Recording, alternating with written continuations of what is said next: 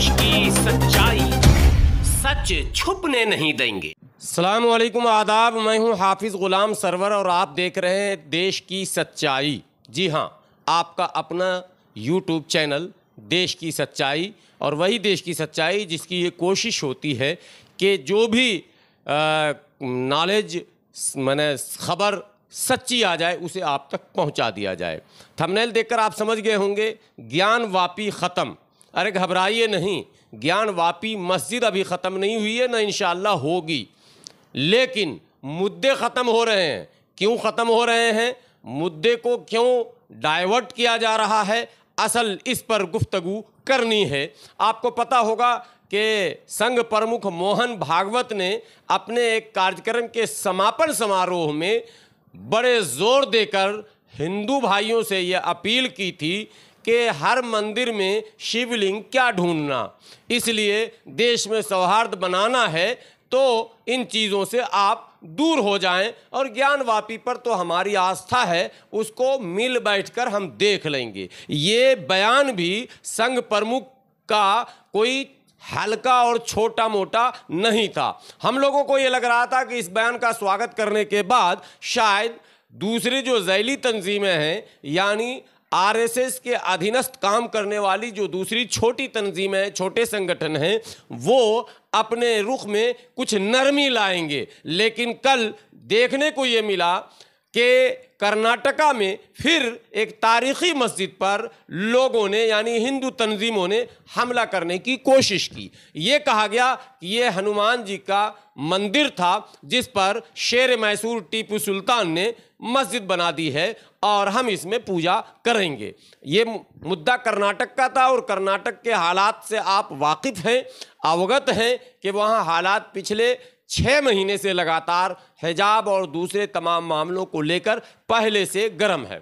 तो ऐसे में कर्नाटक में शेर मैसूर के ज़रिए बनाई गई मस्जिद, यानी टीपू सुल्तान के ज़रिए बनाई गई मस्जिद को टारगेट करना, ये दर्शाता है कि अभी इनकी सूची और लंबी हो सकती है। और लगातार ये बयान भी दिए जा रहे हैं संघ के समर्थित संगठनों के द्वारा कि हम 30,000 मस्जिदें ऐसी हैं जहां मंदिर तोड़कर बनाए जाने की बात कही जाती है। बहरहाल ये तो मुद्दे उनके हैं, लेकिन है क्या मामला, तमाम बहस मुबाहसों का निचोड़ क्या है, तमाम बयान का निचोड़ क्या है, और अचानक ये ज्ञान वापी चर्चे से गायब कैसे हो गया। आपको पता होना चाहिए कि ज्ञान वापी में जो अर्जी उन 5 महिलाओं ने लगाई थी, उसमें से एक महिला ने अपना मुकदमा वापस ले लिया, जबकि दूसरी महिला भी अपने वकील से बार बार मुकदमा वापस लेने की बात कह रही है,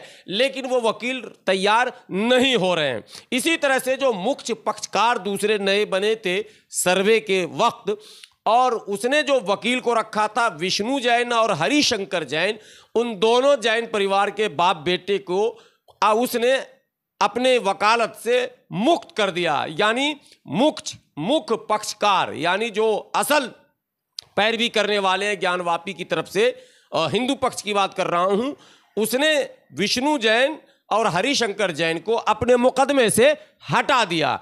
आपको याद होगा कि ये दोनों बाप बेटे लगातार टीवी पर छाए हुए रहते थे, लगातार इनके बयान आ रहे थे सामने, तमाम चैनल वाले इनसे बयान लेते थे, रातों रात ये हीरो बन गए थे। देश के तमाम प्रमुख चैनलों में लगातार सुबह से शाम तक, अदालत में कम और टीवी चैनलों में ज़्यादा वक्त देने लगे थे ये दोनों, और अचानक ही इन दोनों को इस मुकदमे से हटा दिया गया। एक ये बात हो गई, दूसरे वो बात हो गई, और तीसरी बात ये बता दूं कि जितने भी आरोप इनकी तरफ से लगे थे, उस आरोप का जवाब देने के लिए वाराणसी और काशी के हिंदू ही सामने आने लग गए। लगातार ऐसे वीडियोस आने लग गए जिसमें पढ़े लिखे बुद्धिजीवी प्रोफेसर्स और समाज के वरिष्ठ लोग खुलकर आकर बयान देने लगे कि ये जो कुछ कहा जा रहा है ये बेबुनियाद है, बेसरपैर की बात है। ऐसे में माहौल बड़ा अजीब सा बनने लगा और मंदिर पक्ष के दावेदार बैकफुट पर दिखने लग गए। लेकिन साहब मुद्दा तो चाहिए, काशी और मथुरा तो आज का नारा है नहीं, ये तो अयोध्या के वक्त ही नारा लगता था। अयोध्या तो एक झांकी है, काशी मथुरा बाकी है। तो काशी और मथुरा पर दबाव बनाने के लिए, चूंकि अदालत में तो मामला दोनों का चल रहा, दबाव बनाने के लिए अब कर्नाटका, महाराष्ट्र, आंध्रा और क्या कहते हैं राजस्थान, मध्य प्रदेश और कुछ और राज्यों में सूची तैयार की जा रही है कि कौन सी मस्जिद की तारीख में कुछ कमी नजर आ जाए और हम उस पर दावा ठोक दें। दरअसल वहां दावा ठोकने का मकसद है यहां दबाव बनाना। इसी बीच हिंदू पक्षों में एक पक्ष ऐसा भी सामने आ रहा जो वार्ता के लिए माहौल बना रहा कि भाई अब बातचीत कर लेनी चाहिए, बात से मसले का हल निकालना चाहिए। तो बात किस पर होगी साहब? 400 साल से जो मस्जिद है उस पर हम क्या बात करेंगे, किस तरह से बात करेंगे, ये एक अपने आप में मसला है।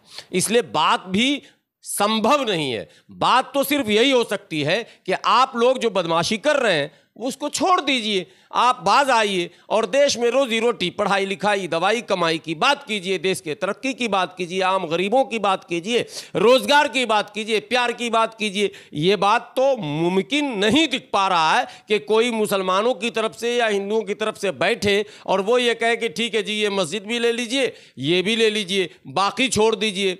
ये मुमकिन नहीं है। ऐसे में हिंदू पक्ष की तरफ से वार्ता के लिए भी एक टीम तैयार हो रही है ताकि वो माहौल बनाए, और एक टीम ऐसी भी अंदर से तैयार है जो मस्जिदों की सूची बनाती है, टीम तैयार करती है और ऐलान कर देती है चलो फलां जगह आज पूजा करेंगे, आज जलाभिषेक करेंगे, आज ये करेंगे, आज वो करेंगे, ताकि माहौल बने और दहशत फैला जाए। इसी बीच नुपुर शर्मा के विवादित बयान के बाद जो मुल्क में माहौल बना, आपको याद होगा प्रोफेसर रतन लाल ने उसी ज्ञानवापी की शिवलिंग पर एक अभद्र टिप्पणी की थी।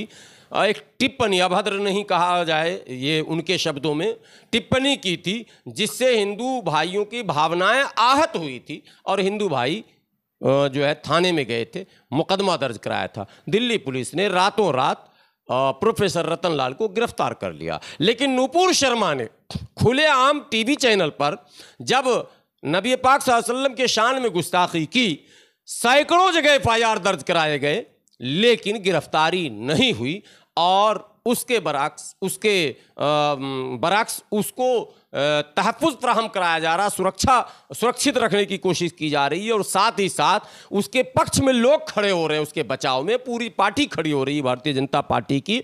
और हद तो तब हो गई जब कानपुर में जुमा के बाद एहतजाज का ऐलान किया गया तो वहाँ प्रधानमंत्री और राष्ट्रपति महोदय मौजूद हैं और वहाँ पर मुख्यमंत्री मौजूद हैं, उसके बावजूद भी पलान करके दंगा किया गया। और ज़रा देखिए इस तस्वीर को भी आप, जहाँ आपको ये दिख रहा है कि बाज़ाब्ता हिंदू पक्ष, ये मैं कह रहा हूँ, कहना नहीं चाहिए मीडिया में, लेकिन ये दिख रहा मोहल्ले से और छत से बाज़ाब्ता पत्थर बरसाए जा रहे हैं उन जुलूसों पर जो कि गुस्ताखे रसूल के खिलाफ जुलूस निकाला गया था कि उसकी गिरफ्तारी की मांग। ये तो जमहूरी हक है कि हम किसी की गिरफ्तारी की मांग को लेकर सड़क पर उतरें।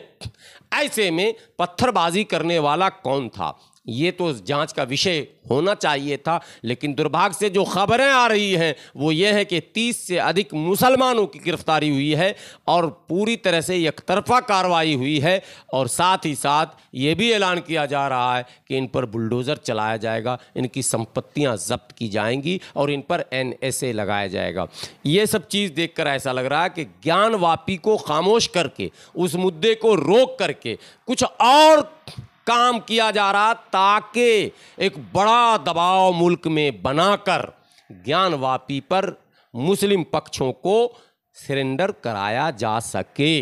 दरअसल ये मामला है, इसीलिए एक ही सांस में यूनिफॉर्म सिविल कोड, एक ही सांस में जनसंख्या नियंत्रण कानून, एक ही सांस में हिस्ट्री पर रिव्यू करने की बात, एक ही सांस में वो तमाम मुद्दे जिस पर आम सहमति नहीं हो सकती वो सब लाकर रख दिया गया है और एक ही सांस में मस्जिदों की सूची। तो ऐसे में आप समझें कि मुल्क में खेल क्या हो रहा। दरअसल आप पिछले 2 दिनों से देखते होंगे टीवी चैनलों से ज्ञानवापी का मुद्दा गायब दिख रहा, यानी ज्ञानवापी खत्म। तो फिर शुरू क्या है? शुरू यही है और इसको यूं आप कह सकते हैं जिस तरह से UCC पर चर्चाएं शुरू हो गई हैं, जिस तरह से कश्मीर की हालत ख़राब है, उस पर भी चर्चा नहीं किया जा रहा। अभी यूनिफॉर्म सिविल कोड पर, जनसंख्या नियंत्रण पर और इस तरह के मुद्दों पर लगातार जो चर्चे हो रहे हैं, इससे ये लग रहा है कि अभी तो पार्टी शुरू हुई है। बने रहें देश की सच्चाई के साथ, पल पल के अपडेट के साथ मैं फिर हाजिर हूँगा। हाँ, एक विनती, एक गुजारिश मैं करता चलूँ, मैं तो दान मांगता नहीं हूँ, चंदा मांगता नहीं हूँ, मदद आपसे मांगता हूँ। वो मदद ये है कि अगर आप चैनल पर पहली बार आए हैं तो इसको प्लीज़ सब्सक्राइब कर लेंगे, यही मदद होगी। वीडियो बेहतर लगे तो शेयर ज़रूर कर देंगे, कमेंट बॉक्स में अपनी राय ज़रूर देंगे।